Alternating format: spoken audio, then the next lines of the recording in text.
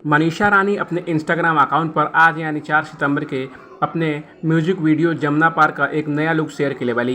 ये लुक में वो 2 तस्वीर शेयर के वाली, साथ ही कैप्शन में लिखले वाली जमुना पार के 2 दिन बचल बाटे, का आप लोग उत्साहित बानी? आपके ये लुक कैसन लागल कमेंट करके बताई। उनका ये लुक पर यूजर के साथ साथ टोनी कक्कर भी कमेंट कईना। टोनी कमेंट करते हुए लिखना सैया बैठे जमुना पार। वे कुछ यूजर भी कमेंट करके उनके लुक का जमकर तारीफ कईना। एगो यूजर लिखना यू आर ऑन फायर रानी, वही एक जन लिखना फेबुलस, वही जन लिखना जे मनुष्य जले उ जरा पहले अपन नाक पोंछले।